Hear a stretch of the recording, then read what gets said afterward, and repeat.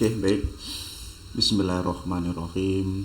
Assalamualaikum warahmatullahi wabarakatuh. Alhamdulillahirabbil alamin wa bihi nasta'in wa ala umurid dunya waddin. Shalatu wassalamu ala asyrafil anbiya'i wal mursalin sayyidina wa maulana Muhammad wa ala ali sayyidina Muhammad. Asyhadu an la ilaha illallah wa asyhadu anna Muhammadar Rasulullah. Raditu billahi robba wa bil islami dina bi Muhammadin nabiyya wa rasula. Rabbi zidna ilma wariyuhna fahma. Amin amin ya Allah ya rabbal alamin. Allahumma rizukna ya Rabbi fahma nabiyina wa khidmul mursalin wa ilhamal malaikatil muqarrabin. Oke, baik teman-temanku semuanya, mari kita lanjutkan kajian kita pada hari ini. Ini mumpung hari libur. Kalau hari libur itu menurut saya adalah hari rayanya orang yang itu senantiasa mau meluangkan waktu untuk belajar. Karena apa? Karena hari biasanya seperti hari aktif, kita akan terikat dengan jadwal. Kita terikat dengan pekerjaan, atau kita terikat dengan jam-jam ngajar dan lain sebagainya. Tapi kalau hari libur seperti hari Minggu ini, kita kan bebas. Nah, kebebasan itu coba kita manfaatkan atau kita gunakan untuk belajar atau menambah wawasan. Jadi kalau biasanya anak muda itu hari libur itu healing atau mencari tempat-tempat yang indah, mencari pantai, mencari tebing dan lain sebagainya. Itu kan mencari keindahan-keindahan yang ada di luar dirinya. Tapi kalau teman-teman itu meminjam seorang cendekiawan yang namanya Erich Fromm, seorang psikolog yang punya guru Sigmund Freud, ya, yang punya gagasan tentang psikoanalisis. Erich Fromm ini mengatakan bahwa kalau jiwa kita itu sudah indah atau jiwa kita itu sudah penuh cinta, kita itu tanpa harus mencari keindahan-keindahan yang ada di luar diri kita. Kita nggak perlu mencari keindahan di atas gunung. Kita tanpa perlu mencari keindahan di pantai. Itu nggak perlu. Biasanya orang yang mencari keindahan-keindahan di luar dirinya, biasanya jiwanya itu belum indah. Nah, Erich Fromm ini menegaskan, ayo kita indahkan, ayo kita kita indahkan jiwa kita, biar jiwa kita itu tidak terikat atau tidak tergantung dengan keindahan-keindahan yang ada di luar diri kita. Kenapa kok kita tidak tergantung dengan keindahan yang ada di luar diri kita? Karena diri kita atau jiwa kita itu sudah indah. Nah, nanti perbedaan orang yang mencari keindahan di luar dirinya kan butuh keindahan. Artinya jiwanya itu belum indah. Tapi kok orang yang jiwanya itu sudah indah, dia itu mampu merubah situasi lingkungannya yang mulanya itu tidak indah, itu bisa menjadi indah. Karena apa? Karena jiwanya itu sudah indah. Nah, itu Erich Fromm. Kalau kita menghubungkan idenya Fromm ini dengan tema kajian hari ini yang hari Minggu, artinya apa? Ayo kita indahkan jiwa kita. Jalannya dengan apa? Jalannya dengan ilmu. Karena satu-satunya hal yang paling indah, kalau kita sadar di dunia ini, yang paling indah di dunia ini itu hanya ilmu pengetahuan. Ya kan? Dengan ilmu pengetahuan itu, perilaku kita itu indah, cara berpikir kita itu indah, keputusan kita itu tepat, tanggung jawab kita itu ada. Karena apa? Kita punya pengetahuan. Kalau orang itu punya pengetahuan, jiwanya otomatis itu bercahaya atau jiwanya otomatis itu berbunga. Kenapa kok demikian? Karena jiwanya itu sudah indah, karena banyak pengetahuan yang itu sudah masuk ke dalam jiwanya. Akhirnya dirinya atau orangnya yang punya jiwa yang indah itu, yang penuh dengan pengetahuan, akhirnya dirinya itu mampu menyinari atau mampu memberikan kebaikan-kebaikan, keindahan-keindahan yang itu ada di luar dirinya. Dirinya sudah tidak lagi mencari keindahan yang ada di luar dirinya, karena dirinya sendiri itu sudah indah dan mampu memberikan keindahannya kepada orang lain atau kepada masyarakat. Nah, itu mukadimahnya. Jadi ayo kita nggak boleh bosen-bosen yang namanya mencari ilmu, karena efek besarnya apa? Efek besarnya biar jiwa kita itu indah. Kalau jiwa kita itu indah, maka kita akan bersentuhan dengan yang maha indah.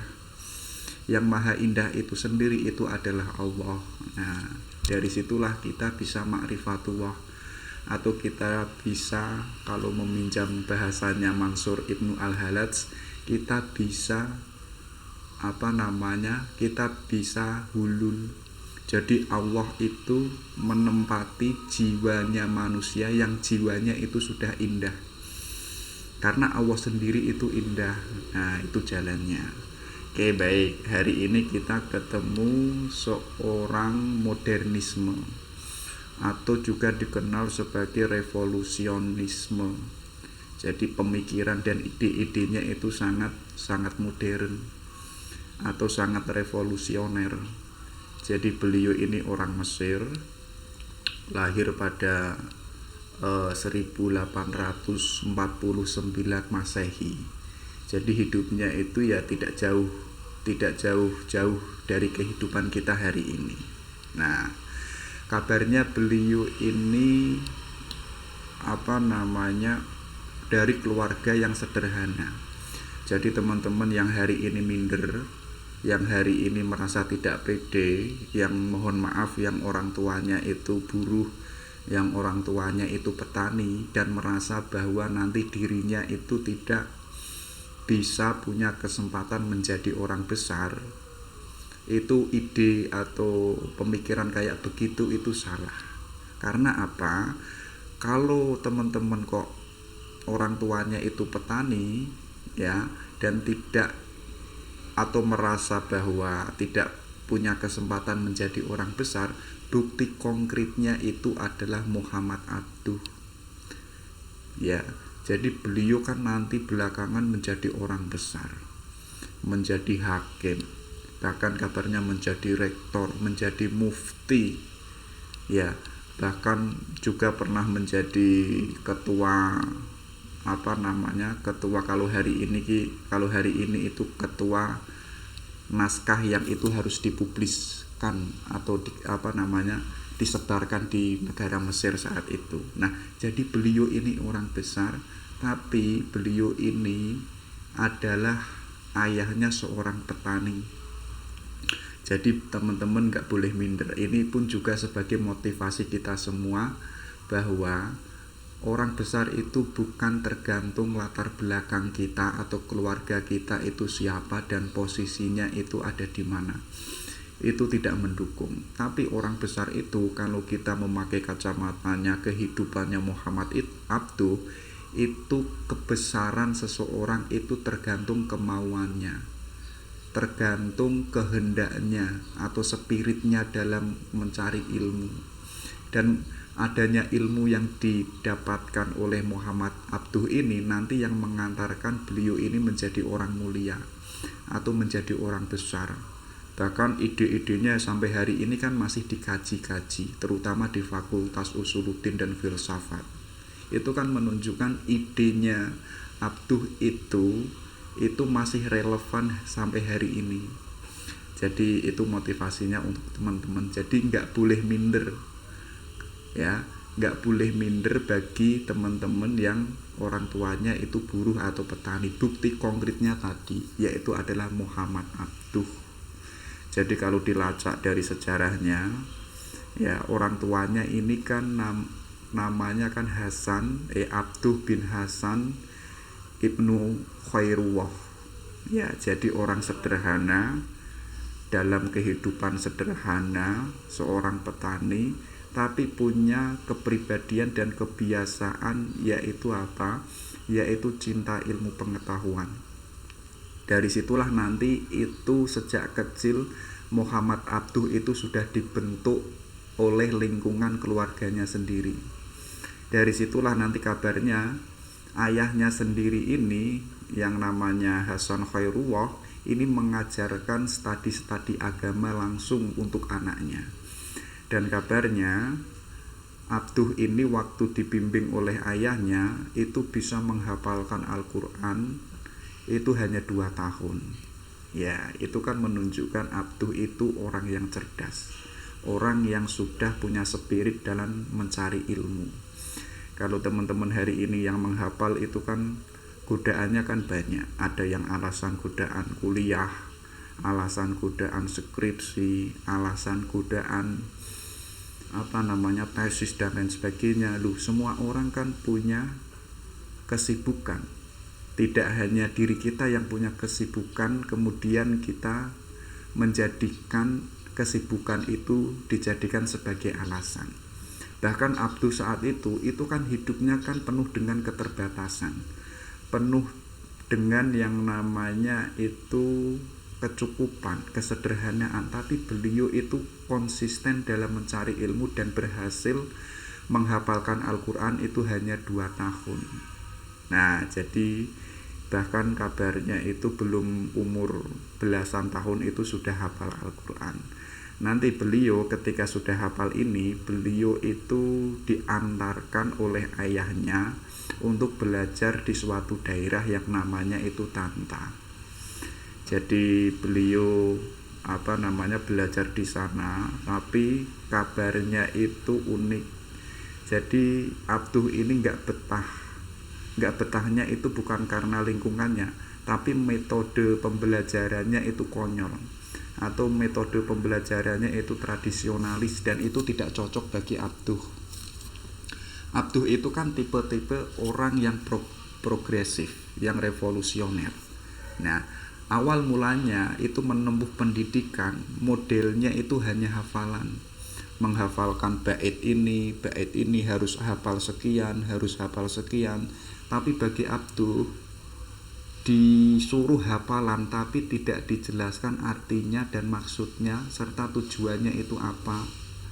Yang diketahui Abduh itu hanya disuruh hafalan dan hafalan sekian demi sekian, tapi yang dihafalkan itu Abduh itu nggak tahu. Nah, itu yang menjadikan Abduh itu nggak kerasan di daerah Tanta waktu beliau itu pendidikan. Akhirnya beliau itu nanti kabarnya itu putus asa, nggak mau belajar lagi, karena belajar itu sudah tidak fashionnya lagi, atau tidak dunia lagi. Itu menurut saya yang salah itu bukan Abduh. Yang salah itu apa? Yang salah itu metode pembelajarannya, yang membuat Abduh itu resah, yang membuat Abduh itu putus asa. Makanya kalau kita atau teman-teman kok mencari pendidikan, mencari lembaga, carilah yang itu sesuai dengan karakter kita, kemauan kita di mana. Ya kan, karena apa? Karena pengaruhnya lembaga, pengaruhnya pendidikan itu kan sangat besar bagi perkembangan kita, sangat besar bagi menumbuhkan potensi kita sebagai manusia. Tapi kok kita itu salah tempat, kok kita itu salah kursi, maka yang terjadi itu nanti seperti Abduh muda, merasa sudah tidak mau lagi belajar. Akhirnya Abduh ini nanti memutuskan untuk pulang ke rumahnya bersama ibu dan ayahnya. Yang itu beliau memutuskan, saya ingin menjadi petani saja seperti ayah saya, karena belajar itu hanya gitu-gituan doang, nggak ada nikmatnya. Mungkin saya seperti itu. Jadi beliau waktu itu umurnya kalau nggak salah itu 14-an tahun itu pulang dan pengen menjadi petani. Nah, saat di rumah itu nanti di umur 16 tahun beliau itu menikah. Nah, jadi menikah, dinikahkan oleh ayahnya, jadi nikah muda.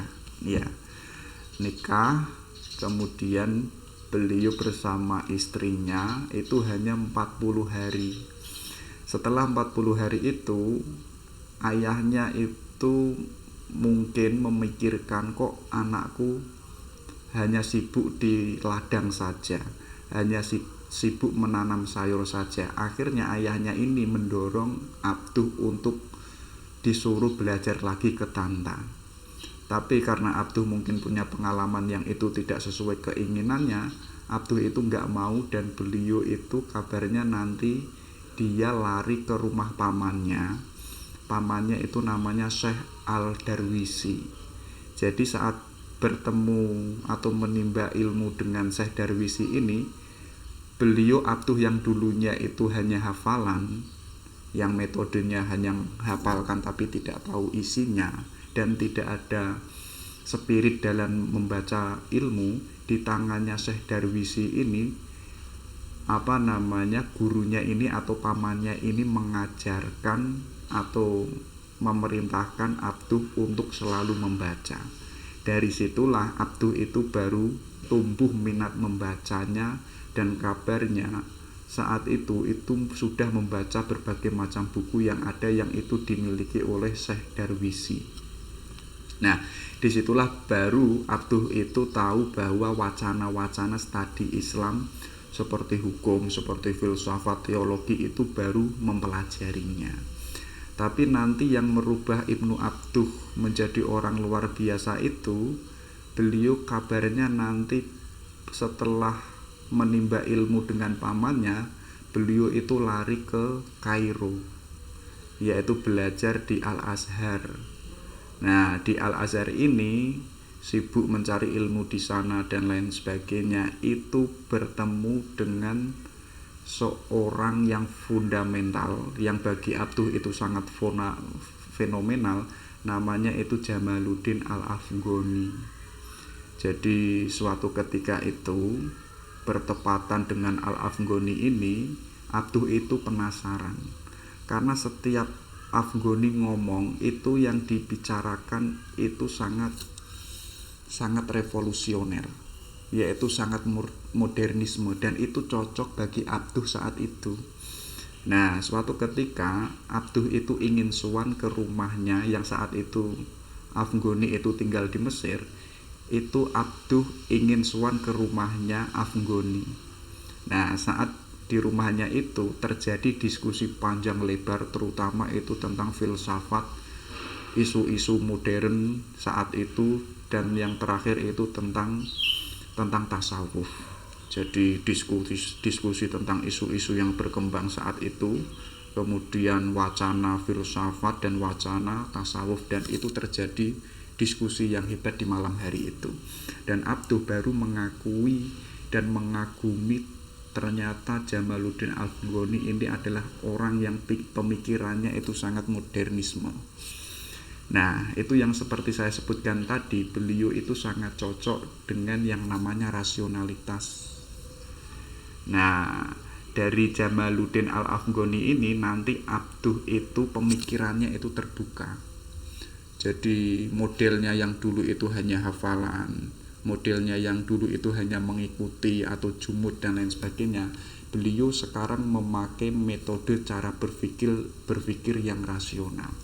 Jadi tidak hanya menghafalkan, tapi pun juga mengkaji apa maksud isi yang itu dihafalkan oleh Abduh. Jadi tidak hanya menghafalkan yang itu tidak tahu artinya, tapi itu dirasionalisasikan atau dipikirkan tujuan dan maksudnya itu apa.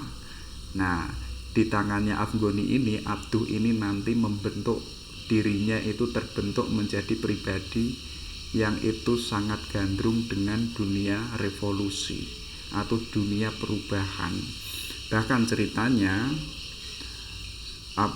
saat masih belajar di Al-Azhar itu, beliau saking rasionalisnya pemikirannya atau ide-idenya itu bahkan dituduh oleh guru-gurunya yang ngajar di Kairo itu bahwa Abduh itu sudah keluar dari Asy'ari atau Abduh itu sudah keluar dari Sunni. Nah, mendengar itu Abduh itu langsung menegaskan bahwa mulai hari ini saya melepaskan segala bentuk yang bersifat jumud, yang bersifat taklid. Dan mulai hari ini juga saya akan memegang dalil rasio atau dalil akal yang itu punya bukti yang kuat. Nah, itu kan bukti bahwa nanti kan menjadi ide besar yang hari ini kita kaji yang judulnya kan teologi rasional. Nah, nanti karena gurunya yang sekaligus mentornya Afghani ini punya punya konflik dengan penguasa Mesir saat itu, yang itu menjadikan Afghani itu diusir dari Mesir. Nah, karena konflik itu melibatkan Muhammad Abduh ini pun juga dituduh dan beliau akhirnya pun diasingkan. Kabarnya nanti beliau saat di pengasingan itu disuruh oleh gurunya untuk menemuinya, yaitu di Paris. Nah, di Paris di sana beliau pun juga kabarnya mengajar, meneliti, mengamati isu-isu perkembangan intelektual yang ada di Paris. Nah, nanti saat di Paris itu mendapati kabar dari teman-temannya yang itu disuruh untuk pulang ke Mesir. Nah, saat pulang ke Mesir beliau itu ingin ngajar, tapi tidak dibolehkan karena menganggap itu pemerintah bahwa idenya dan pemikirannya Abduh itu dianggap membahayakan mahasiswa. Akhirnya beliau yang mulanya pulang dari Mesir ingin mengajar itu beliau tidak dibolehkan. Tapi walaupun tidak mengajar, beliau nanti kabarnya menjadi ketua pengadilan negeri yang ada di Kairo. Dan beliau kabarnya pun menjadi seorang mufti juga. Dan kabarnya beliau itu juga menjadi seorang rektor, ya, seorang rektor itu belakangan. Nah, jabatan mufti itu jabatan yang dimiliki oleh Afghani yang itu beliau sampai meninggal dunia. Nah, itu kan, jadi beliau menunjukkan yang mulanya itu dalam kehidupan sederhana dan anaknya orang petani, dalam karir perjalanannya beliau itu mampu menunjukkan kepada semua orang bahwa dari keluarga kecil pun kita masih punya kesempatan dan masih banyak kesempatan untuk menjadi orang besar asalkan kita punya keinginan yang besar. Contoh konkretnya itu adalah Muhammad Abduh. Nah, tadi kan kita bicara Afghani. Kalau Afghani itu revolusionernya itu menekankan pada titik politik, ya. Kalau Muhammad Abduh itu menekankan pada perubahan atau revolusi pada dunia pendidikan. Karena dianggap Dianggap saat itu pendidikan itu seperti yang dialami Abduh sendiri, yaitu hanya model hafalan-hafalan. Harus menghafalkan ini, harus menghafalkan ini. Itu malah membuat orangnya itu tidak kreatif, membuat orangnya itu tidak kritis. Nah, itu yang menggelisahkan Muhammad Abduh. Jadi beliau titik fokusnya itu di dalam dunia pendidikan. Mungkin kalau ada kesempatan kita akan melihat atau mengkaji bagaimana sumbangsihnya Muhammad Abduh dalam dunia pendidikan. Tapi hari ini kita fokus memakai kacamatanya beliau, yaitu tentang teologi rasional. Nah, coba kita lihat bahwa dalam kehidupannya Abduh, beliau kan tadi dalam rihlahnya atau dalam perjalanan kehidupnya itu kan pernah ke Paris. Nah, waktu di Paris itu beliau mengamati, mengobservasi dan lain sebagainya.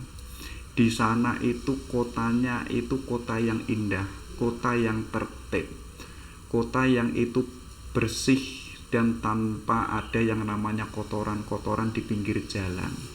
Bahkan beliau punya pengalaman saat beliau itu pergi ke kantor, saat mengajar itu setiap hari itu berjalan berjalan di suatu jalan yang itu ditempuhnya setiap hari, dan setiap pagi itu melihat ada seorang penjual koran yang itu si penjual korannya itu dia nggak ada, dan itu hanya di korannya itu hanya ditaruh di bawah dan itu dikasih kotak untuk menaruh uang siapa orang yang membelinya. Nah, setiap pagi Abduh itu melihat itu. Uniknya saat itu setiap orang yang mengambil koran itu pasti membayar. Jadi itu ada keindahan yang wujudnya itu kejujuran. Ya, mungkin kalau di dunia Islam atau di Indonesia, kalau ada barang berharga sedikit ditaruh di jalan, mungkin sudah disikat oleh orang-orang. Tapi Abduh menemukan di Paris itu ada nilai kejujuran yang itu sangat konkret, yang itu tidak dibuat-buat. Buktinya apa? Buktinya orang membeli koran itu mereka selalu membayarnya dan itu ditaruh di kotaknya, walaupun si penjualnya itu nggak ada. Itu kan luar biasa. Termasuk juga keindahan atau kebersihan yang ada di kota Paris. Nah, beliau kabarnya agak lama di Paris, dan beliau di sana itu mempelajari isu-isu pengetahuan perkembangan dunia barat. Beliau kabarnya itu kangen dengan dunia Islam dan pulang ke Mesir. Nah, karena di Paris itu tidak pernah mendengar suara azan, yang ada itu suara gereja atau nyanyian gereja. Saat tiba di bandara, beliau itu pertama yang didengar itu adalah suara azan yang mulanya beberapa tahun itu tidak pernah didengar di dunia atau di kota Paris. Kabarnya saat mendengar azan itu menjadikan Muhammad Abduh itu berlinang air mata. Karena apa? Suara yang indah yang tidak pernah ditemukan di Paris itu bisa ditemukan di bandara Mesir. Nah, saat itu juga tidak beberapa lama beliau itu mendapati kabar bahwa ada orang yang mencuri. Jadi setelah mendengar suara azan, kemudian mendapati informasi ada orang yang mencuri. Otomatis karena mayoritas orang Mesir atau yang ada di bandara secara mayoritas itu orang Islam, otomatis tidak jauh besar yang mencuri itu pasti orang Islam. Di situ Abduh itu berpikir dan sampai mengatakan, dan kalimat ini sangat terkenal sekali sampai hari ini.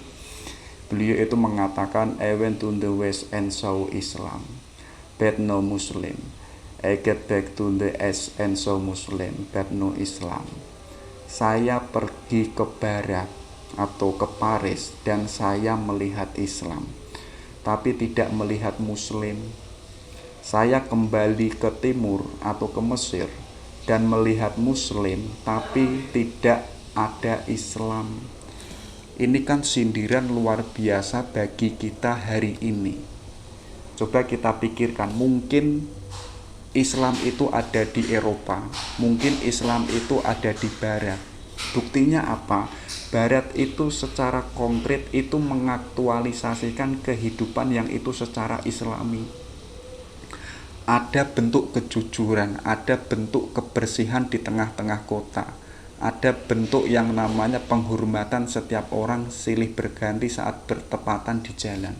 Itu kan sangat Islami. Dan itu ditemukan Muhammad Abduh di Paris. Dia itu menemukan Islam di Barat, tapi dia tidak menemukan orang Islam.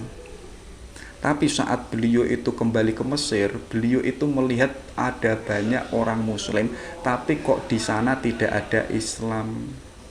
Bukan berarti Islamnya itu yang salah, tapi cara orang yang memeluk Islam itu mungkin ada yang salah.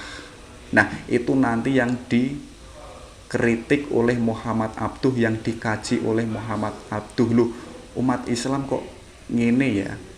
Umat Islam kok begitu ya? Sedangkan kita itu Islam loh ya. Tapi kok Islam itu nggak maju?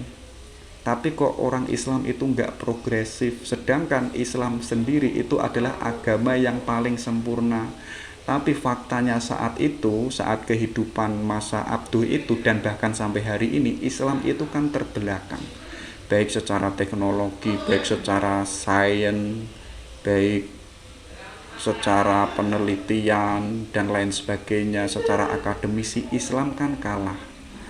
Dulu zaman masa-masanya kerajaan dinasti Abbasiyah, universitas yang ada di Islam itu kan sebagai kiblat. Orang barat itu sangat bangga kalau itu bisa belajar ke universitas Islam saat itu. Tapi hari ini orang Islam itu merasa bangga kalau bisa kuliah di barat, di Harvard, di Cambridge dan lain sebagainya. Itu kan merasa bangga.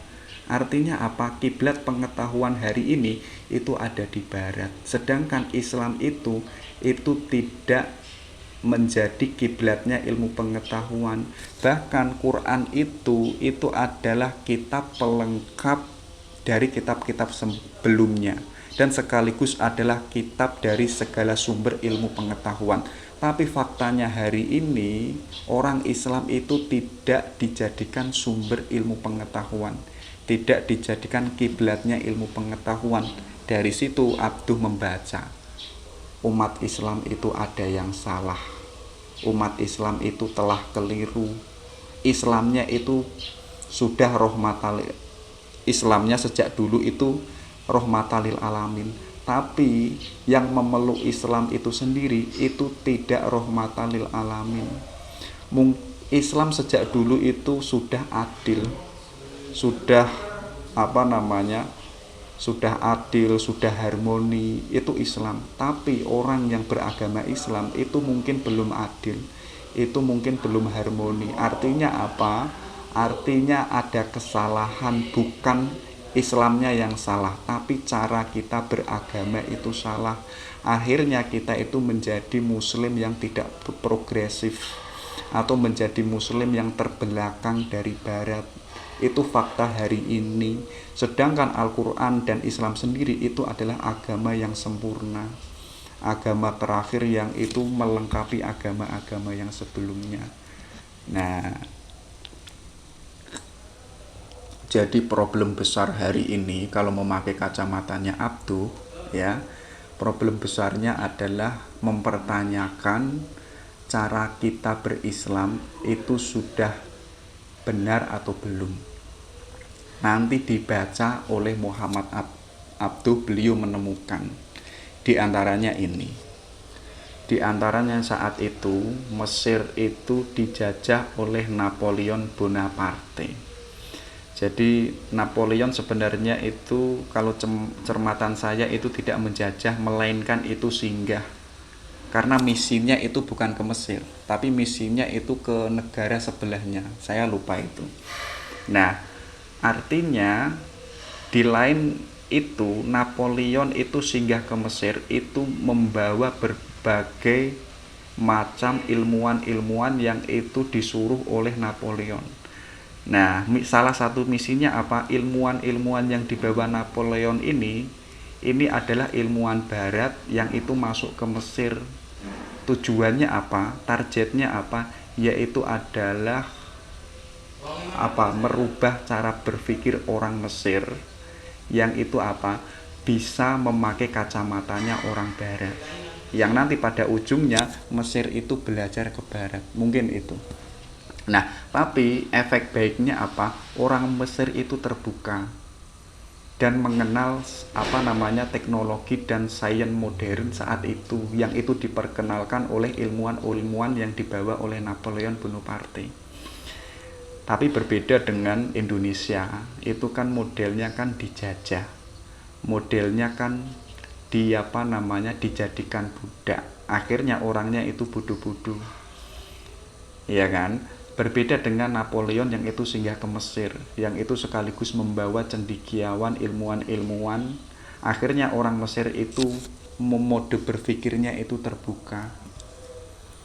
Itu efek baiknya. Tapi yang menjadi cermatan Muhammad Abduh saat itu, kenapa kok umat Islam itu terbelakang? Ya, dari kalau kita meminjam pendapatnya di awal tadi, karena salah satu penyakitnya orang Islam itu adalah jumud. Orang itu tidak boleh berpikir sendiri, dilarang untuk mikir sendiri, apa-apa itu harus sesuai versinya, apa-apa itu harus sesuai madhabnya, tidak boleh merdeka berpikir sendiri. Sedangkan ada anggapan saat itu bahwa pintu ijtihad itu sudah ditutup, orang tidak boleh ijtihad lagi. Karena apa? Ijtihad atau pintu ijtihad itu sudah ditutup. Dan saya itu nggak tahu pintunya itu ada di mana, saya nggak tahu itu. Atau mungkin itu hanya wacana, atau mungkin itu hanya provokasi, atau hanya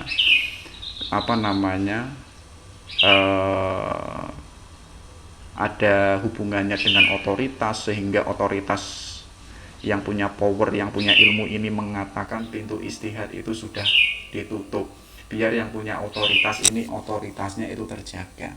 Nah, bagi Muhammad Abduh itu adalah penyakit. Akhirnya manusia atau orang Islam itu malah pikirannya atau berpikirnya itu tidak berkembang, tidak maju. Karena sejak awal itu sudah tidak dibolehkan untuk berpikir dan dibumbui, pintu ijtihad itu sudah ditutup. Sedangkan ijtihad itu sebenarnya kan masih terbuka, ya. Sedangkan di dalam Al-Quran itu, ijtihadlah kalau salah itu dosanya itu 1, tapi kalau benar dosanya itu pahalanya itu 10. Itu kan anjuran untuk berpikir, ya. Sedang Al-Quran sendiri sejak awal itu menegaskan ayo berpikir. Buktinya apa? Buktinya Iqra. Nah, itu penyakit saat itu. Mungkin hari ini itu malah jauh lebih parah. Tidak berani berpikir unik sedikit dianggap melenceng, dianggap liberal, berpikir agak kritis sedikit dianggap keluar dari golongannya, dianggap dianggap ateis dan lain sebagainya. Jadi mungkin hari ini kejumutan itu jauh lebih parah. Karena apa?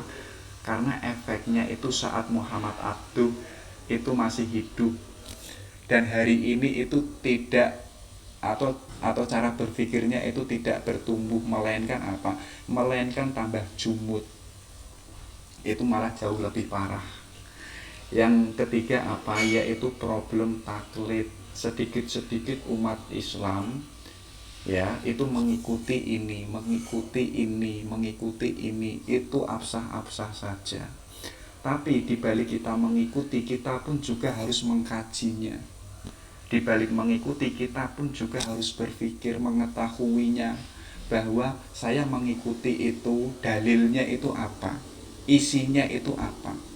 Dibalik kita taklid, kita pun juga harus mengetahui apa yang kita taklidi, dasar apa yang itu menjadi produk ulama sehingga kita itu taklid di situ. Akan tetapi saat itu ya penyakitnya itu hanya taklid, hanya mengikuti, tapi tidak mau belajar, tidak mau berpikir. Itu pun juga sama saja dengan problem hari ini. Dikit-dikit ikut dawuhnya, tapi tidak mau belajar. Dikit-dikit adalah wis pokoke dawuhnya dia saya ikuti. Lu kenapa kok kamu itu ikuti? Ya pokoknya dawuhnya dia, yang penting aku mengikuti. Itu kan lucu. Sedangkan Al-Quran sendiri itu adalah Al-Quran yang wujudnya itu adalah pengetahuan. Kalau kita modelnya kok taklid, yo pengetahuan itu tidak berkembang, yo umat Islam itu tidak berkembang. Kenapa kok tidak berkembang? Karena mode berpikirnya itu taklid, mengikuti, tidak mau belajar. Nah, kemudian karena saat itu mungkin Mesir itu dijajah oleh Napoleon Bonaparte, akhirnya mereka itu lari ke tasawuf. Ya sudahlah, kita sabar saja. Yang penting nanti kita hidup di akhirat itu bahagia, walaupun hidup di dunia itu sengsara. Itu yang menjamin siapa? Kan begitu. Nah, kenapa kok lari ke tasawuf? Karena orang-orang itu mencari ketenangan jiwa. Tapi yang menjadi titik fokus kajian Abduh, lari ke tasawuf itu tidak ada soal. Tapi yang menjadi soal, kita masuk ke tasawuf tapi pun kita juga progresif. Kita tidak lupa dengan sosial, kita tidak lupa dengan dunia. Artinya kita masuk ke tasawuf, kita pun juga aktif masuk ke dunia pendidikan, masuk ke dunia politik. Itu yang diharapkan oleh Muhammad Abduh. Tapi saat itu yang terjadi ketika orang masuk ke tasawuf, dia itu sifatnya sudah individual, sudah asik sama Allah, hidupnya hanya uzlah, hidupnya hanya wirid, hidupnya itu hanya menunggu karomah dan lain sebagainya. Akhirnya dunia Islam itu mandek. Ya, dunia Islam akhirnya mandek, tidak berkembang karena tasawuf yang awal mulanya itu menjadi pengetahuan yang benar itu disalahgunakan dengan umat Islam. Akhirnya tasawuf itu tidak dijadikan sebagai kunci kehidupan atau menjawab problem kehidupan, melainkan sebagai pelarian orang yang itu mungkin orangnya itu putus asa dengan dunia, akhirnya lari ke dunia tasawuf. Ya sudahlah, saya miskin gak apa-apa, saya tak masuk ke tasawuf biar saya itu tambah sabar. Kalau saya tambah sabar, artinya saya bisa menerima kemiskinan saya, bisa menerima takdir saya. Itu kan konyol. Kalau kita tahu miskin, ya kita harus merubah kemiskinan itu menjadi kaya, kan begitu. Tapi orang itu malah lari ke dunia tasawuf untuk mencari ketenangan kemiskinannya, atau mencari ketenangan kehidupannya yang dia itu dianggap mungkin dalam posisi yang itu rendah. Akhirnya tasawuf itu tidak sebagai solusi, malah menjadi penyakit. Nah, itu yang diperhatikan oleh Muhammad Abduh saat itu. Umat Islam itu ada problem besar. Penyakitnya apa? Penyakitnya itu jumud, cara berpikirnya itu taklid. Kemudian tasawuf itu hanya sebagai jalan untuk sebagai jalan untuk pelarian. Nah, atau tasawuf itu dijadikan sebagai kambing hitam. Itu ya. Oke, maka dari situ ketika Abduh menemukan problem-problem besar yang ada di dunia Islam, beliau nanti salah satu idenya masuk ke dunia teologi. Jadi teologi itu tidak hanya sifatnya itu dogma atau taklid, tapi teologi yang sifatnya itu rasionalis. Yang sifatnya itu apa? Yang sifatnya itu mampu diargumentasikan, mampu menunjukkan dalilnya apa. Atau teologis yang sifatnya itu kritis, tidak hanya mengikuti, ya, tidak hanya jumud. Jadi istilah teologi rasional ini sebenarnya mendekonstruksi adanya cara berpikir jumud saat itu. Jadi saat itu tidak dibolehkan berpikir. Sedangkan teologi rasional ini menegaskan, ayo sekarang kita berpikir. Nah, itu asumsi pertama. Coba kita lihat. Kita sudah masuk ke filsafat ontologinya Muhammad Abduh. Jadi dalam cermatannya Muhammad Abduh itu, alam ini ada beberapa wujud. Yang pertama itu wajibul lizatih, yang wujudnya itu pasti ada. Esensinya atau wujudnya itu adanya itu harus ada. Jadi wujud wajib lizatihi ini, ya, ada yang itu adanya itu harus wajib. Nah, nanti Abdul itu pun juga ada loh wujud yang sifatnya itu mustahil lizatih, yaitu apa? Yang itu wujud yang itu tidak mesti ada. Ada juga mungkinul lizatih, yang itu esensinya mungkin ada. Jadi kalau kita mencermati ide adanya wujud tiga yang itu digagas oleh Muhammad Abduh ini sebenarnya tidak jauh dengan ide atau gagasannya Ibnu Arabi, yaitu ada wajibul wujud, ada juga mungkinul wujud. Yang wajibul wujud ini adalah Allah, sedangkan manusia dan tumbuh-tumbuhan dan segala isi alam semesta itu adalah mungkin ada. Adanya kita ini kan karena adanya Allah. Itu sekaligus menunjukkan bahwa Allah itu ada. Kenapa kok kita ada? Karena ada yang menciptakan. Yang menciptakan itu pasti punya kekuatan yang besar dibandingkan kekuatannya manusia. Yang punya kekuatan besar itu, yang mampu menciptakan alam semesta, otomatis itu adalah Allah. Nah, wujudnya Allah ini itu adalah wajib ada atau harus ada, nggak boleh nggak ada. Jadi walaupun kita itu sudah ada, kita nggak boleh mengatakan Allah itu nggak ada. Karena apa? Logikanya bahwa kalau kita itu sudah ada, artinya kita ada yang menciptakan, yaitu Allah. Nah, keberadaannya Allah ini itu sebagai wujud yang wajib ada. Nah, perbedaannya di mana? Perbedaannya manusia itu kan mungkin ada. Keberadaannya kita kan berubah-ubah. Dulu kita tidak ada, sekarang kita ada. Kemudian nanti kita tidak ada lagi. Kita tidak ada, menjadi tidak ada lagi. Itu kan bukan dari kita. Melainkan apa? Melainkan itu adalah yang mengatur, itu adalah Allah. Artinya hidup kita ini tergantung dengan yang wajibul wujud, tergantung dengan esensinya Allah. Allah itu mau nggak menghendaki kita itu ada. Allah itu mau nggak menghendaki kita itu hidup. Kalau Allah itu tidak mau menghendaki kita hidup, ya kita tidak hidup. Artinya kita itu manusia atau makhluk yang sifatnya itu mungkin, yang itu kita keberadaannya itu tergantung adanya Allah. Sedangkan adanya Allah ini sifatnya itu wajib, harus ada.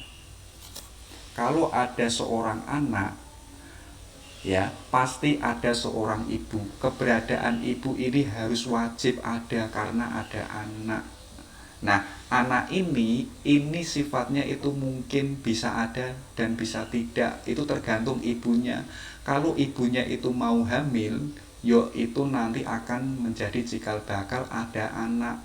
Tapi kok ibunya nggak mau hamil, yo itu nanti tidak akan lahir yang namanya anak. Jadi anak itu tergantung ibu. Kalau manusia itu tergantung Allah, bisa ada dan bisa tidak. Makanya di sini kita mempelajari kita sebagaimana di posisi manapun, baik itu tinggi, baik itu rendah, kita nggak boleh sombong. Karena esensi kita itu mungkin ada. Hari ini mungkin kita ada, mungkin besok kita sudah tidak ada. Siapa yang bisa menjamin? Ya kan? Nah, itu pandangan Abduh tentang alam atau tentang ontologi. Jadi ada wajibul wujud, ada mustahil lizatih, dan ada mungkinul lizatih. Nah, nanti Abduh menarik lagi dari adanya 3 macam wujud itu, dia menemukan bahwa alam ini ada alam yang bentuknya itu abstrak. Jadi alam abstrak bagi cermatan Abduh itu berbeda dengan alam gaib. Kedudukannya itu jauh lebih tinggi alam abstrak daripada alam gaib. Alam gaib itu gambarannya apa? Gambarannya kita hari ini tidak mengetahui. Itu kan sifatnya itu kan gaib. Karena kita tidak mengetahui. Tapi kok kita sudah mengetahui, itu sudah tidak gaib lagi. Contoh kecil, kita hari ini tidak tahu laptop, itu kan barang gaib. Ya, tapi kok nanti kita itu tahu laptop, itu gaibnya itu sudah tidak ada. Artinya gaib itu kedudukannya itu rendah. Nah, yang jauh lebih tinggi kedudukannya bagi Muhammad Abduh itu adalah alam abstrak. Alam abstrak ini adalah alam yang mulia, yang itu diduduki oleh Allah. Ya, yang diduduki oleh cahayanya Allah. Nah, nanti di balik beliau menegaskan di alam ini ada alam abstrak, ada juga yaitu alam nyata atau alam konkret. Alam konkret itu ada jenis makhluk yang itu punya nyawa, dan ada makhluk yang itu tidak bernyawa. Jadi makhluk yang punya nyawa contoh kecilnya ya tumbuhan, hewan, dan lain sebagainya yang itu bisa bertumbuh dan bergerak. Tapi Muhammad Abduh, makhluk yang bernyawa ini yang memiliki kedudukan yang jauh lebih tinggi daripada tumbuhan dan hewan dan lain sebagainya yang ada di dunia ini. Yang punya derajat tinggi itu hanya manusia. Karena manusia itu punya akal dan diberikan wahyu oleh Allah untuk berpikir. Tapi di situ Muhammad Abduh itu mengkategorikan manusia itu ada dua macam. Ada manusia awam, tapi manusia awam ini itu punya akal, tapi akalnya itu belum dewasa. Kalau akalnya itu belum dewasa, maka orang awam ini dia itu lari ke wahyu. Jadi orang awam itu harus butuh wahyu, butuh bimbingan, butuh arahan. Ya kan, Al-Quran itu kan sifatnya global.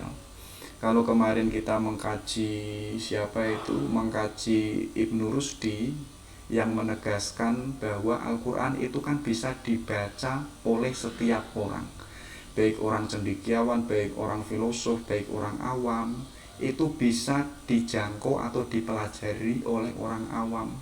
Nah, orang awam ini karena rasionya itu belum dewasa atau tidak mau berpikir, kalau tadi meminjam Abduh itu hanya taklid atau hanya jumud, dia harus dibimbing dengan wahyu. Tapi apa? Orang awam ini dia tidak bisa menjangkau alam abstrak atau alam kemuliaan yang itu diduduki oleh Allah. Berbeda nanti dengan orang khawas. Orang khawas ini dia mampu berpikir dan akalnya itu sudah dewasa. Dengan akalnya ini dia mampu menemukan sifat-sifatnya Allah atau kemuliaan-kemuliaannya Allah. Nanti akan dibahas. Dan sekaligus orang khawas ini orang yang sekaligus pun juga dia mempelajari wahyu. Jadi menggali isi dan tujuan dari wahyu Al-Quran itu sendiri. Itu kan kalau kita berpikir, orang yang memakai rasio dan sekaligus memakai wahyu, itu kan pengetahuannya jauh lebih valid daripada orang yang itu hanya memakai wahyu saja, tapi akalnya itu belum dewasa seperti halnya orang awam. Nah, bagi Abduh, ayo kita menjadi orang khawas, orang yang mau berpikir dan sekaligus menggali isi-isi dan tujuan dari Al-Quran. Nah, orang khawas ini adalah orang yang itu mampu memperoleh pengetahuan tentang Allah atau tentang alam abstrak, tidak hanya alam gaib tapi alam abstrak yang sifatnya itu adalah mulia. Kenapa kok orang khawas ini dia mampu mengetahui tentang Tuhan atau mampu ma'rifatullah?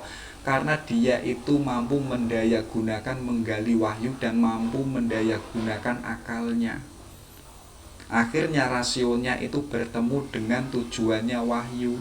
Dan tujuannya wahyu itu sesuai dengan apa yang itu menjadi kebenaran rasio. Akhirnya ketemu pengetahuan Tuhan yang mungkin pada sampai puncaknya apa? Bahwa semua pengetahuan itu adalah miliknya Tuhan.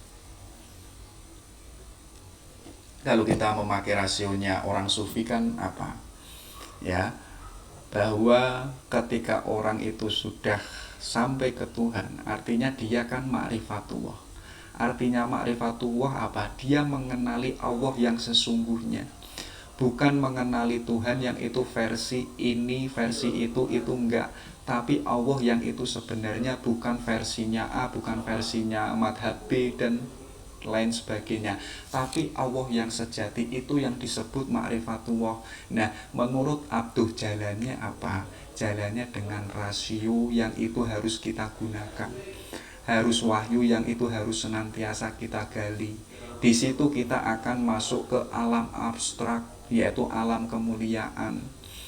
Jadi menurut Abduh pula, alam nyata yang punya nyawa ini diberikan kebebasan oleh Allah. Ya, diberikan kebebasan berkehendak, tapi pun juga sekaligus diberikan oleh Allah tanggung jawab. Artinya orang yang dewasa itu dia itu otonom, dia itu bebas, tapi pun juga sekaligus bertanggung jawab. Tapi ada juga makhluk yang itu tidak bernyawa. Nah, yang tidak bernyawa ini dia tidak punya kebebasan, seperti batu, seperti barang-barang yang ada di sungai, seperti barang-barang yang ada di tengah jalan.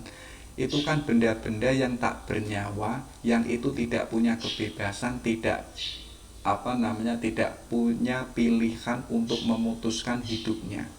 Nah, tapi kok hari ini kita sebagai manusia yang diberikan kebebasan oleh Allah, kok kita tidak berani memutuskan, menegaskan kehidupan kita mau kemana dan tujuannya itu mau apa. Yo, kita akan turun menjadi makhluk yang itu tidak bernyawa, yang tidak punya kebebasan, walaupun kita manusia.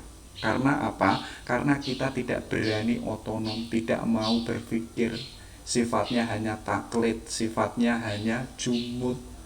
Sedangkan ya, kalau memakai kacamatanya Abdul, kita kan diberikan akal oleh Allah dan sekaligus diberikan Allah wahyu. Yo, kita harus berpikir, kita harus menggali itu.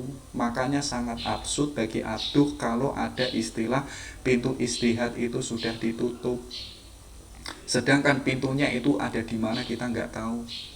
Dan sedangkan yang menutup itu ulama siapa, di negara mana, itu kan masih absurd, itu kan masih nggak jelas. Kok kita dengan ketidakjelasan itu kok kita mengakuinya atau mengikutinya?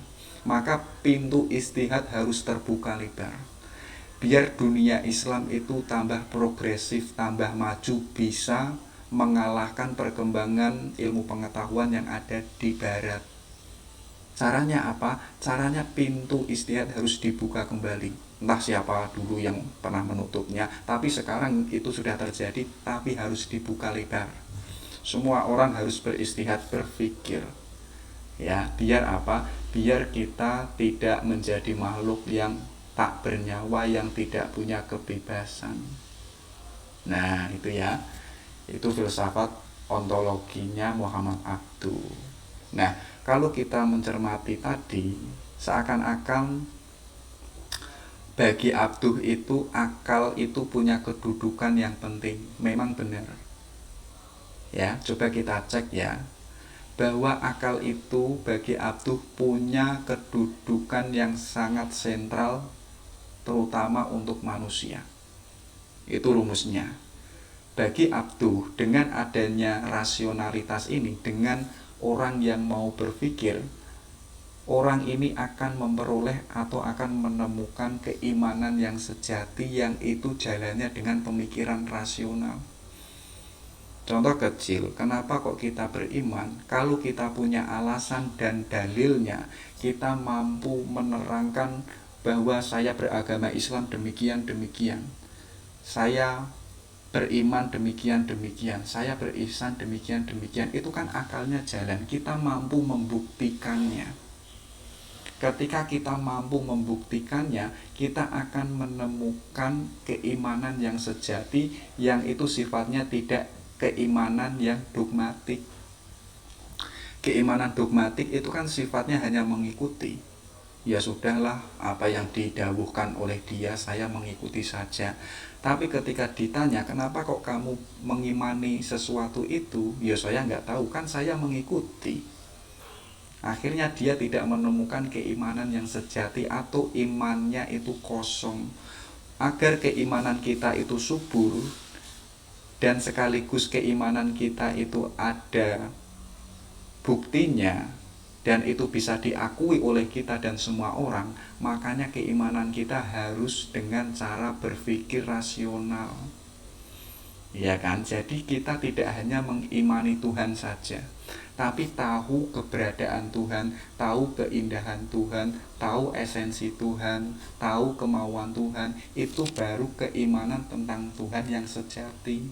Berbeda dengan keimanan yang sifatnya dogmatik. Kenapa kamu mengimani Tuhan? Tuhan ada di mana? Nggak tahu. Sifatnya Tuhan seperti apa? Yo nggak tahu, kan saya mengikuti saja. Yo jangan tanya Tuhan tentang Tuhan, jangan menanyakan Tuhan kepada saya, karena saya hanya mengikuti. Artinya orang itu tidak punya dalilnya, tidak punya bukti, artinya keimanannya itu nggak kuat. Berbeda dengan orang yang beriman, yang itu punya pemikiran yang benar. Artinya apa? Keimanannya itu kuat, kokoh, dan mampu membuktikan bahwa ini loh keimanan yang sesungguhnya. Iya kan? Berbeda kalau kita bertanya, kenapa kok kamu beriman? Saya nggak bisa menjawabnya. Itu kan yang menanyakan kan nggak puas. Berbeda ketika orang bertanya saya, misalkan, kenapa kok kamu beriman dengan Tuhan? Karena A, B, C, D, E, sampai Z. Itu yang bertanya itu akan merasa puas dengan jawaban itu. Nah, itu jalannya dengan rasional.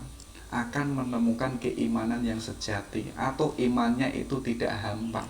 Nah, ketika kita sudah menemukan keimanan yang sejati, yang jalannya itu dengan rasio, kita akan bisa sampai ke alam abstrak, yaitu alam ketuhanan. Kita bisa ma'rifatullah. Kenapa kok akal itu punya kekuatan yang besar terutama untuk manusia, atau punya peran penting untuk manusia?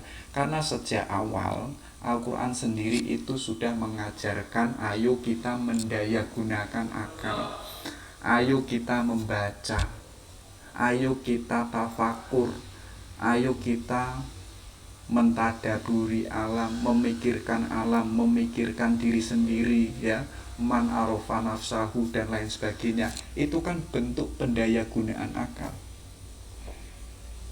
ya kan? Sedangkan Al-Quran sendiri sejak awal, bahkan ayat pertama itu kan menegaskan, kamu berpikirlah dulu yang benar. Baik itu tentang alam, baik itu tentang masyarakat, baik tentang Tuhan, pikirkan dulu yang itu biar engkau menemukan kebenarannya. Kalau sudah menemukan kebenarannya baru kamu beriman. Biar apa? Imanmu itu nggak kosong, imanmu itu biar tidak taklid. Kalau itu diawali dengan rasio dulu baru beriman, imannya itu akan kokoh dan imannya itu akan sejati. Nah, itu yang diingini oleh Muhammad Abduh. Sedangkan adanya Tuhan dan Rasul itu tidak dapat diyakini kecuali dengan pertolongan akal. Ya, kalau kita lari ke dunia filsafat peripatetik, itu kan perdebatan luar biasa antara akal dan wahyu. Ada yang mengatakan seperti Fakhruddin Ar-Razi, bahwa akal itu kedudukannya lebih tinggi daripada wahyu. Bahkan dengan akal saja manusia itu tidak butuh nabi, tidak butuh Al-Quran, karena dengan akal manusia mampu menemukan Tuhan. Itu kan perdebatan luar biasa saat itu. Nah, itu hampir relevan dengan idenya Muhammad Abduh. Jadi adanya Tuhan dan Rasul itu kita tidak mampu meyakini yang keimanannya itu sejati tanpa itu dengan pertolongan akal. Jadi karena akal itu sangat penting.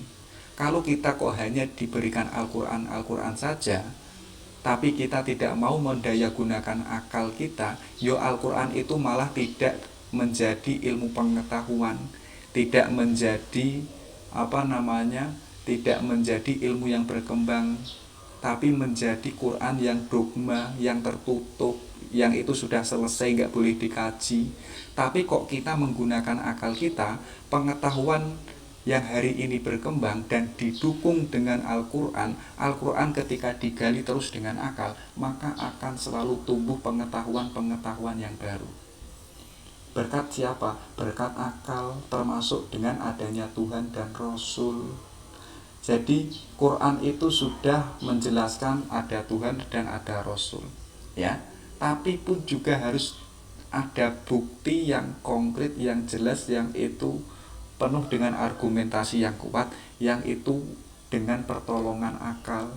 Biar apa? Biar Tuhan dan Rasul itu dapat diyakini dengan keimanan yang sejati.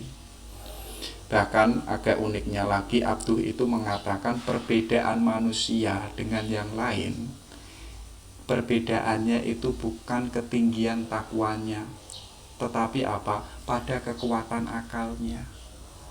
Coba cek ya, kita beriman tapi tidak punya ilmu, mungkin keimanan kita itu absurd atau ketakwaan kita itu absurd. Tapi kok kita bertakwa dan sekaligus kita itu punya ilmu atau selalu mendaya gunakan akal kita, ketakwaan kita ini kan semakin subur atau semakin bertumbuh, semakin kuat. Iya kan? Karena apa? Karena ketakwaan kita itu rasionalis, yang senantiasa kita rekonstruksi, yang senantiasa kita evaluasi, yaitu dengan daya penggunaan akal. Kalau kita hanya bertakwa Allah itu ada sudah, dan kita tidak mempertanyakan Tuhan yang kita yakini itu di mana, seperti apa, apakah Tuhan versinya dogma ini atau dogma itu. Loh, berarti Tuhan banyak, Tuhan berarti bermacam-macam. Itu ketika kita hanya takwa saja.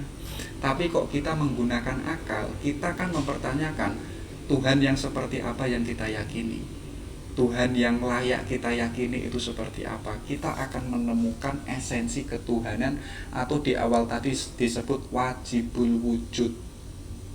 Berkat apa? Yaitu berkat akal. Nah, dengan akal ini manusia itu dapat mengetahui keberadaan Tuhan dan sifat-sifat kemahaesaan Tuhan.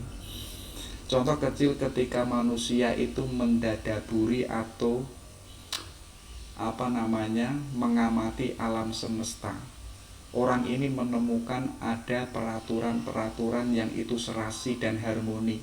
Ada siang dan ada malam, ada kecil, ada dewasa, ada kehidupan, ada kematian.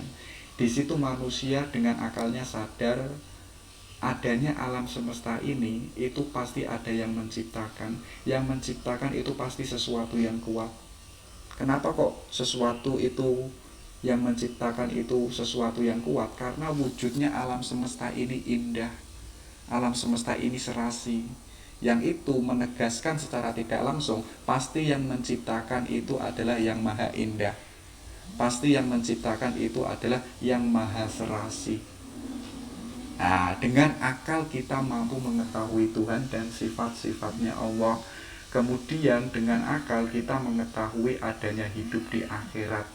Karena tadi asumsi pertama tentang wujud atau tentang ontologi itu kan sudah meyakini adanya yang wajibul wujud.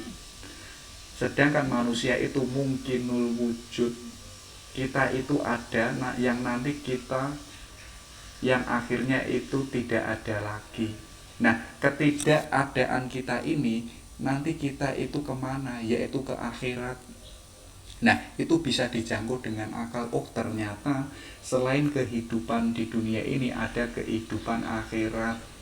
Dan sekaligus manusia dengan akalnya itu mampu mengetahui bahwa jalan kebahagiaan di akhirat itu tergantung bagaimana kita mengenal Allah. Ya, jadi jiwa kita yang bahagia nanti di akhirat itu indikatornya saat kita di dunia ini kita itu mampu mengenal Allah atau tidak. Kalau kita mampu mengenal Allah, itu nanti mengantarkan kita di akhirat akan menjadi manusia yang saat itu adalah manusia yang bahagia. Jalannya dengan apa? Dengan berbuat baik. Nah, itu bisa diketahui dengan akal. Ya, karena ada Sang Pencipta di asumsi pertama tadi, karena manusia itu mengetahui Tuhan, ya, dan meyakini bahwa setelah kehidupan ini ada akhirat, lalu nanti ketika di akhirat nanti kita itu bagaimana dan seperti apa, sengsara atau menderita atau bahagia. Nah, ternyata untuk kita nanti di akhirat biar kita bahagia, kita tergantung bagaimana saat kita hidup itu mengenal Allah. Nah, di situ ada asumsi jalannya untuk kita bahagia nanti di akhirat. Jalannya itu harus berbuat baik kepada sesama. Tidak hanya satu orang, tidak hanya untuk pacar kita, tapi semua orang yang ada. Itu akan mengantarkan nanti kita akan hidup bahagia. Berbeda dengan nanti kok kita hidup di akhirat sengsara. Artinya kita hidup di dunia ini tidak mampu mengenal Allah dan kita tidak mampu berbuat baik kepada sesama. Nah, itu akan mengantarkan penderitaan kita hidup di akhirat. Nah, dengan akal kita mampu mengetahui kewajiban kita sebagai manusia untuk berbuat baik kepada sesama. Dan kita mengetahui bahwa perbuatan jahat itu adalah merugikan, yang nanti efeknya adalah kebahagiaan di akhirat. Nah, asumsi kayak begitu itu bisa dijangkau dengan akal. Ya, karena tadi awal meyakini adanya Tuhan dan kita hidup di dunia ini dengan akal yang sehat, dengan akal yang sempurna, kita mengetahui kita sesama manusia, kita harus wajib berbuat baik. Karena hidup ini tidak berhenti di dunia, tetapi akan berlanjut ke dunia akhirat. Kalau tadi disebutkan kita bahagia di akhirat ketika kita mengenal Allah dan bisa berbuat baik dengan manusia, makanya kewajiban berbuat baik kepada manusia itu adalah suatu kemestian, ya, biar nanti kita hidup di akhirat itu bahagia. Nah, itu menurut Abduh, itu semua itu bisa ditemukan dengan akal manusia. Di balik manusia dengan akalnya mampu memperoleh keimanan yang sejati dan mampu masuk ke dalam dunia kemuliaan, yaitu ma'rifatullah, dan kita pun mampu menemukan keberadaan Tuhan, sifat-sifat Allah dan lain sebagainya. Itu adalah kekuatan rasio. Nah, adanya rasionalitas ini, lalu kita bertanya, fungsinya wahyu itu apa? Ya, fungsinya wahyu terus di mana? Seakan-akan wahyu itu tidak punya fungsi. Coba kita cek. Bagi Abduh, manusia kan tadi sudah diberikan akal dan tahu apa yang dia lakukan dan tahu jalan menemukan Tuhan itu seperti apa dan tahu jalan kebahagiaan itu dengan apa. Itu bisa ditemukan dengan rasio. Nah, kemudian wahyu itu akan memberikan keyakinan kepada manusia bahwa jiwanya itu akan terus ada walaupun tubuh ini sudah mati. Yang tadi akal itu menegaskan bahwa ada kehidupan akhirat, wahyu itu menegaskan dan mengkonfirmasi sekaligus menyetujui apa yang itu diyakini oleh akal. Dan itu dibenarkan oleh wahyu. Oh, ternyata akal itu menemukan kebenaran ini dan itu pun juga dibenarkan oleh wahyu. Akhirnya apa? Akhirnya keyakinan kita itu kuat. Akhirnya keteguhan kita itu semakin kuat. Karena apa? Di balik kita mampu membuktikan kebenaran dengan rasio, ternyata Al-Quran itu pun juga membenarkan. Dan sekaligus wahyu itu menolong akal untuk mengetahui kehidupan di akhirat. Bahwa tadi akal itu kan meyakini adanya dunia akhirat dan mengetahui adanya kebahagiaan dan kesengsaraan ketika di dunia akhirat. Tapi kan akal tidak tahu tidak tahu dan tidak mengetahui kehidupan akhirat itu seperti apa dan bagaimana. Akal itu tidak sampai ke sana. Nah, di situ Al-Quran itu bicara bahwa nanti di akhirat itu ada telaga. Nanti di akhirat itu ada surga. Nanti di akhirat itu ada timbangan keadilan, yang menimbang itu adalah Allah itu sendiri. Nanti di akhirat itu akan sengsara bagi mereka yang itu selalu culas di dunia, yang balasannya itu neraka. Itu semuanya dijelaskan di wahyu, yang itu tadi di awal tidak bisa dijangkau oleh akal. Nah, artinya Wahyu itu berfungsi untuk menerangkan kepada manusia bahwa akhirat itu demikian dan demikian. Akhirnya keimanan kita pun juga tambah kuat. Dan wahyu pun juga menolong akal dalam mengatur kehidupan bersama. Dengan prinsip apa? Dengan prinsip universal. Ya kan, di Al-Quran itu kan menganjurkan bahwa ayo kita bersama di kehidupan masyarakat harus berbuat adil, harus rukun, harus menjalani kehidupan bersama, harus toleransi. Itu kan prinsip-prinsip keadilan yang harus diterapkan di tengah sosial. Nah, dengan adanya wahyu yang itu mengatur masyarakat atas dasar prinsip-prinsip umum itu, akhirnya kehidupan di tengah sosial itu menjadi kehidupan yang sejahtera. Ya, jadi artinya fungsinya wahyu itu mengatur masyarakat agar masyarakatnya itu sejahtera. Aturannya seperti apa? Yaitu seperti prinsip-prinsip umum keadilan, kejujuran, ketertiban.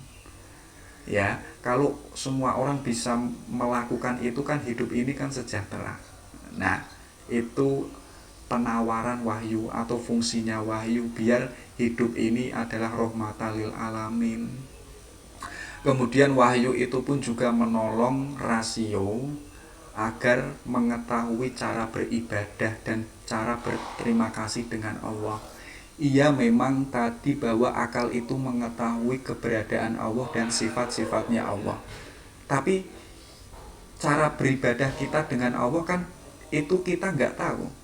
Dan cara berterima kasihnya manusia kepada Allah kan kita nggak tahu.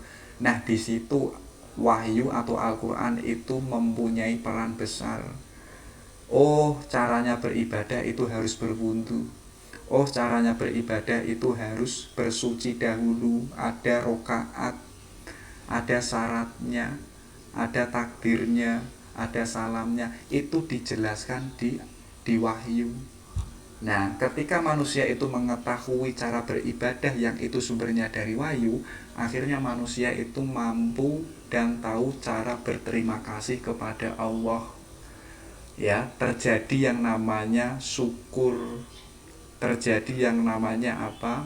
Bahwa Allah itu maha baik, itu kan bentuk terima kasih. Orangnya apa? Orangnya teguh, orangnya menerima segala yang itu ditakdirkan oleh Allah. Nah, itu jadi itu fungsi wahyu. Dan sekaligus wahyu itu sebagai konfirmasi atau menegaskan dan sekaligus membenarkan yang itu didapatkan dari akal. Akal ini kan sudah menemukan kebenaran tadi, mengetahui kebaikan, mengetahui kesengsaraan, dan fungsinya wahyu itu membenarkan, oh ternyata ada kesamaan tujuan antara akal dan wahyu. Akal itu mungkin sudah menemukan ini, kemudian ternyata Al-Quran itu membenarkan, artinya ternyata tujuannya itu sama. Nah, di situ nanti akan terjadi sifat kesucian dan kemutlakan yang terdapat dalam wahyu yang bisa membuat orang itu bermanfaat. Nah, itu ya. Jadi wahyu fungsinya pun juga sangat besar. Tapi bagi Abdu, wahyu fungsinya sangat besar, tapi manusia jangan lupa berpikir, karena itu adalah anugerah terbesar dari Allah untuk manusia. Kalau kita tidak menggunakannya, yo eman-eman. Akhirnya kalau kita tidak mau menggunakannya, kita kembali menjadi makhluk yang tak bernyawa, seperti batu, seperti sepatu yang tidak punya kebebasan. Kenapa kok kita punya kebebasan? Karena kita diberikan akal oleh Allah, itu ya. Nah, ini yang menjadi diskusi yang mungkin sampai hari ini itu menjadi perdebatan yang panjang. Ya, jadi kita mungkin berpikir janjani manusia itu free will atau deterministik. Kita ini manusia itu bebas atau tidak bebas. Kalau kita itu tidak bebas, artinya kita itu tidak punya pilihan atau tidak punya tidak punya penegasan di dalam kehidupan ini. Karena kita karena kita itu tidak bebas, semuanya sudah diatur oleh Allah. Artinya kalau kita deterministik, kita menjadi orang baik, kita menjadi orang buruk, itu kan sudah kehendaknya Allah, karena kita nggak bebas. Kalau kita tidak punya kebebasan, artinya nanti kita cikal bakalnya ke neraka atau ke surga, itu pun juga sudah diskenariokan oleh Allah. Itu manusia yang tidak bebas, itu kan menjadi perdebatan yang panjang. Ya, seperti halnya gini, orang yang tidak bebas atau pandangan deterministik itu seperti halnya dalang yang itu sedang mempermainkan wayang. Wayang itu mau digerakkan kemana itu kan tergantung dalangnya. Wayang ini menjadi baik atau menjadi pahlawan atau menjadi buruk itu kan tergantung maunya dalangnya. Nah, apakah kehidupan manusia itu seperti itu? Apakah seperti wayang yang itu tidak punya kebebasan untuk memilih jalan hidupnya? Tapi tadi asumsi pertama Muhammad Abduh bahwa manusia itu kan diberikan akal, dan manusia diberikan kebebasan oleh Allah untuk memilih kehidupannya sendiri. Kamu menjadi orang yang baik itu adalah bukan kemauannya Allah, tapi itu kemauannya manusia. Tapi kok hari ini kita menjadi orang yang buruk, tiba-tiba kok kita menyalahkan Allah, dan kita berasumsi bahwa ini sudah takdirnya Allah. Itu tidak disetujui oleh Muhammad Abduh. Karena sejak awal kita itu dikasih akal untuk memutuskan kehendak kita. Akhirnya bagi Abduh, kita itu manusia yang free will, yang punya kebebasan. Tapi jangan salah, dibalik kita itu diberikan kebebasan oleh Allah untuk memilih sesuai dengan keputusan kita saat kita hidup. Kita pun juga diberikan oleh Allah tanggung jawab.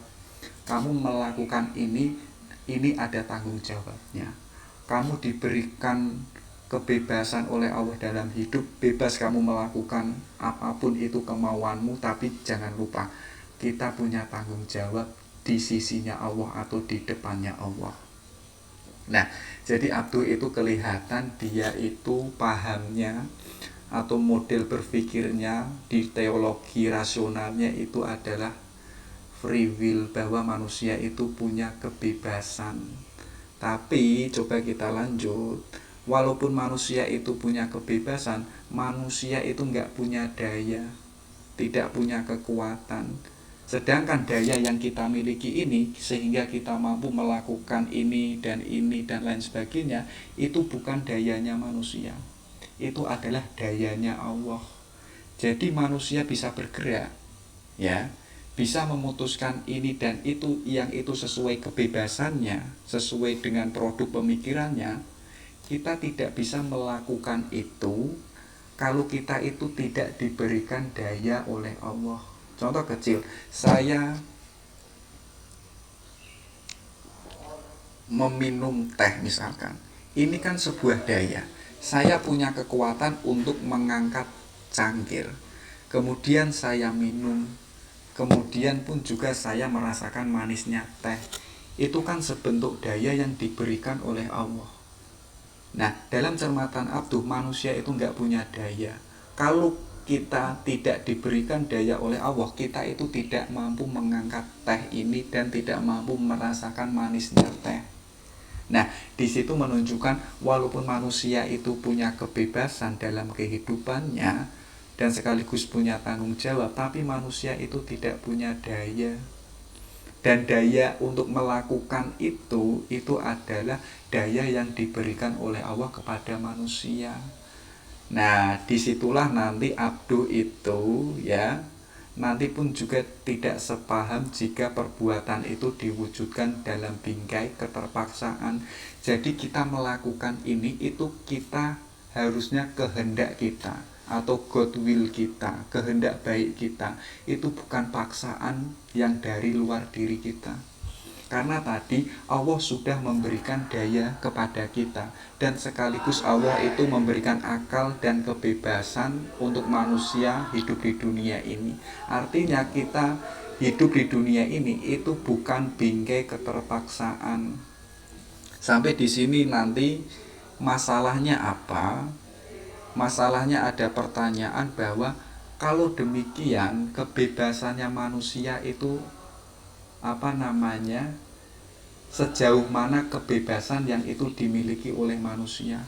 Seakan-akan kita kan bebas melakukan apa saja, ya kan?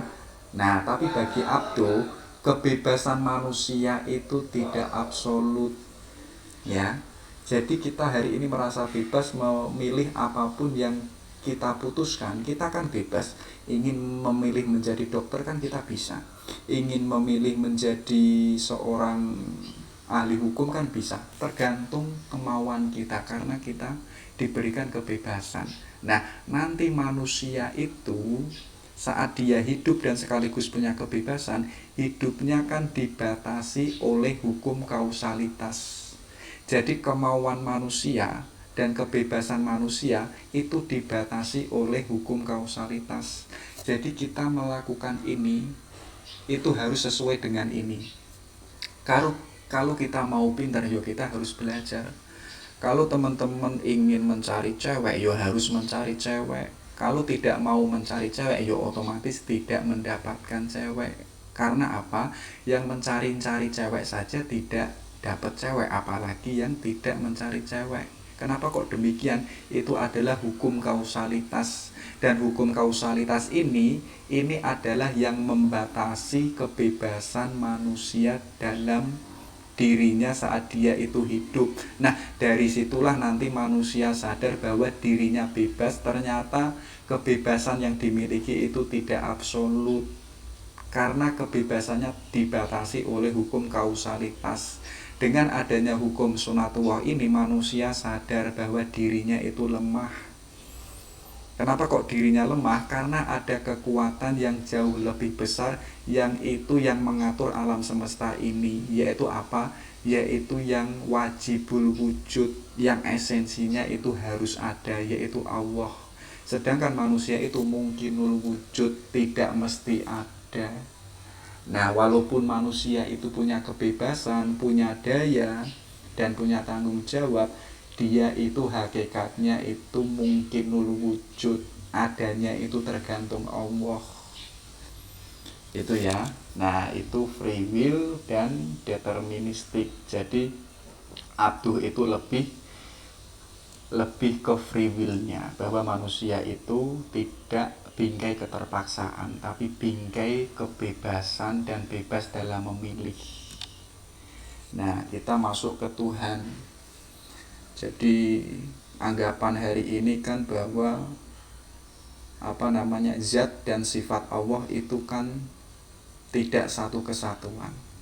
Tapi bagi Abduh bahwa sifatnya Allah itu adalah termasuk esensinya Allah. Tapi kok kita hari ini mengatakan bahwa sifatnya Allah itu berbeda dengan esensinya Allah. Artinya Allah itu ada kehendak yang itu wujud atau lahir dari luar dirinya Allah. Allah kan maha pengasih, Allah kan maha adil. Kalau keadilannya Allah itu lahir dari sifat-sifatnya Allah, artinya ada dua kedudukan yang itu diingini oleh Allah, yaitu ingin apa? Ingin berbuat adil, ingin berbuat kasih sayang. Harusnya apa? Kemahaesaan Allah seperti keadilan, seperti kasih sayang itu harus sumbernya dari esensinya Allah. Kenapa kok demikian? Antara sifat dan esensi itu adalah satu kesatuan, tidak bisa dipisahkan. Tapi kok sifatnya Allah itu berdiri sendiri. Nanti kalau Allah itu berkehendak, kehendaknya itu sumbernya dari mana? Tapi bagi Abduh, kehendaknya itu sumbernya harus dari zatnya Allah. Artinya di situ ditemukan bahwa sifatnya Allah itu termasuk adalah zatnya Allah sendiri. Allah maha pengasih karena itu zatnya Allah. Allah maha adil ya karena itu esensinya Allah. Jadi nggak boleh dipisah. Lalu kehendak mutlaknya Tuhan itu di mana? Iya, Tuhan itu tadi kan wajibul wujud, ya kan? Tuhan kan yang memberikan daya kepada manusia, dan Tuhan itu memiliki seluruh alam semesta. Tapi ternyata Tuhan itu membatasi kehendak mutlaknya sendiri. Ya, Tuhan yang itu punya kehendak mutlak, Tuhan itu membatasi kemutlakannya sendiri. Bukan berarti Tuhan itu tidak maha berkehendak atau kekuasaannya itu berkurang. Tidak, kekuasaannya itu masih utuh, tapi Allah itu punya peraturan sendiri. Nah, yang membatasi kehendaknya Allah itu apa? Yaitu Allah sejak awal tadi sudah memberikan kebebasan kepada manusia, ya, untuk bisa hidup di dunia ini dengan caranya sendiri, memilih sendiri, memutuskan sendiri. Allah memberikan kebebasan itu. Nah, kebebasan yang diberikan Allah kepada manusia itu membatasi kehendaknya Allah. Itu yang pertama. Yang kedua, Allah menciptakan hukum sunatullah yang ada di alam semesta ini, bahwa orang yang pinter pasti orangnya itu belajar, atau orang yang belajar pasti orangnya itu pinter. Itu hukum kausalitas. Nah, Allah sejak awal itu sudah menciptakan alam dan sekaligus menciptakan hukum kausalitas. Kalau ada siang ada malam, kalau ada matahari itu artinya siang, kalau itu bulan artinya itu malam. Nah, itu sudah diatur oleh Allah. Sedangkan Allah yang mengatur itu membatasi kemutlakan kehendaknya Allah. Akhirnya Allah itu tidak bisa menempatkan, bukan berarti tidak bisa, Allah itu tidak mengingkari hukumnya yang itu sudah dibuat oleh Allah sendiri. Tapi menurut saya itu menunjukkan bahwa Allah itu adil dan bijaksana. Artinya apa? Allah membuat hukum yang Allah sendiri itu tidak mengingkari hukum yang dibuatnya itu. Nah, tapi dalam cermatan Abdu, Allah yang mutlak itu, yang punya kehendak mutlak itu membatasi kehendaknya sendiri, karena Tuhan memberikan kebebasan kepada manusia dan sekaligus apa? Menciptakan hukum kausalitas. Kemudian keadilan Tuhan. Ini simpel aja ya. Jadi seperti halnya yang kita pahami, Allah itu maha adil. Kalau ada manusia yang itu berbuat baik atas kebebasan dan kehendaknya sendiri, perbuatannya baik ini akan ditambah oleh Allah, akan dilipat gandakan. Itu keadilannya Allah. Tapi kok ada manusia yang jahat, maka kejahatan itu akan ditulis hanya satu, tidak ditambah atau dilipat gandakan oleh Allah. Allah hanya melipat gandakan perbuatan yang itu perbuatan baik yang dilakukan oleh manusia. Nah, bukan berarti Allah itu tidak adil. Tidak adilnya bagaimana? Kalau ada orang berbuat baik itu mendapatkan 10, harusnya orang jahat itu harus diberikan kejahatan 10. Itu enggak. Itu malah Allah itu tidak menunjukkan kasih sayang. Tapi Allah itu maha adil, memberikan lipat ganda yang jauh lebih besar kepada orang yang mau berbuat baik, dan hanya mencatat satu kejelekan bagi orang yang berbuat jahat. Bukan berarti kita itu harus membuka pintu lebar untuk berbuat jahat, enggak. Tapi kita harus berbondong-bondong, ayo kita berbuat baik, agar derajat kita itu selalu dilipat gandakan oleh Allah. Nah, itu keadilan Allah. Nah, tentang melihat Tuhan itu kan menjadi perdebatan juga. Ada yang mengatakan sampai hari ini itu nanti di akhirat melihat Tuhan itu seperti halnya bulan purnama. Nanti melihat Tuhan itu seperti cahaya dan lain sebagainya. Itu bagi Muhammad Abduh, kita jangan berpikir itu dulu lah. Iya, memang nanti kita itu bisa melihat Allah, tapi kita melihat Allah itu bukan dengan mata kita yang hari ini.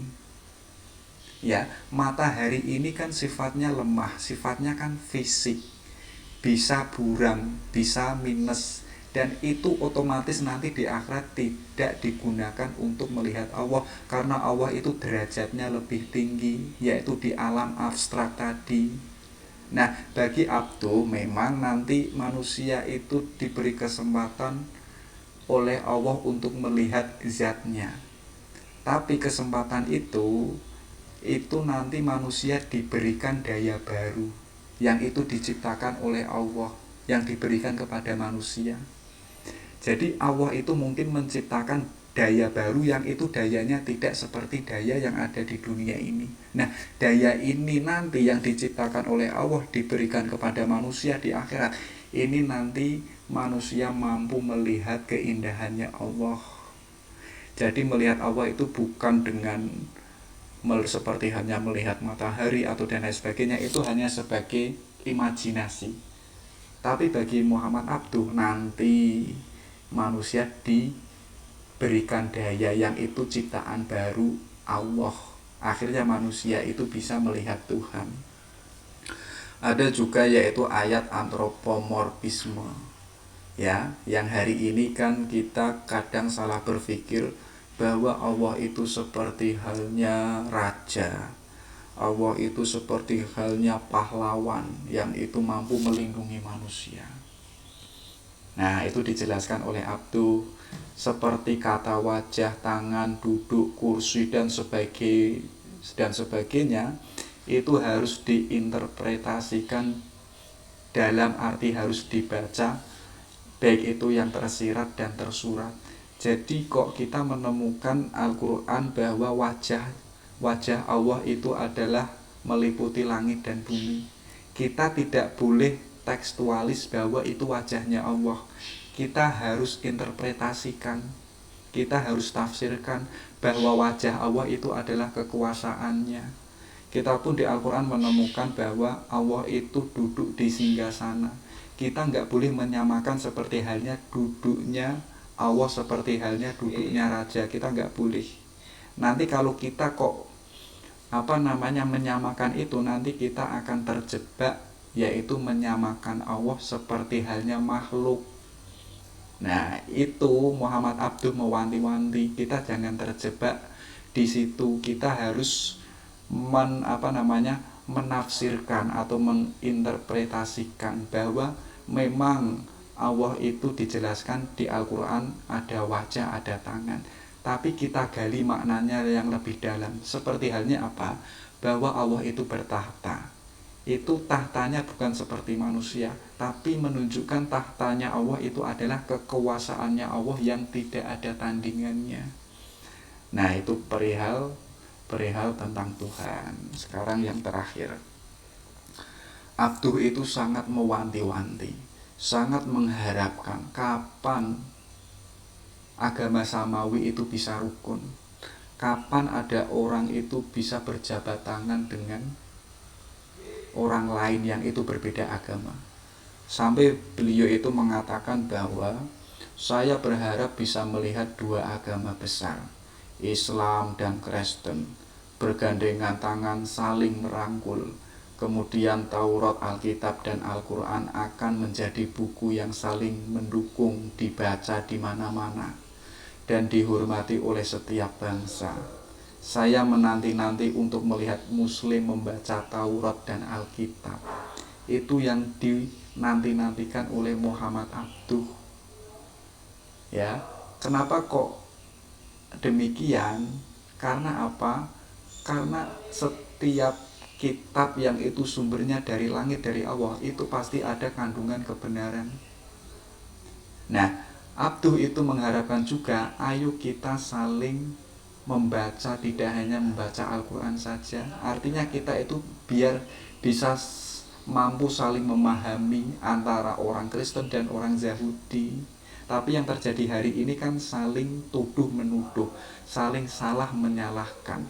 Yang benar itu adalah dogma saya, yang benar itu adalah Islam. Sedangkan orang Islam itu mandek, orang Islam itu taklid, orang Islam itu mundur.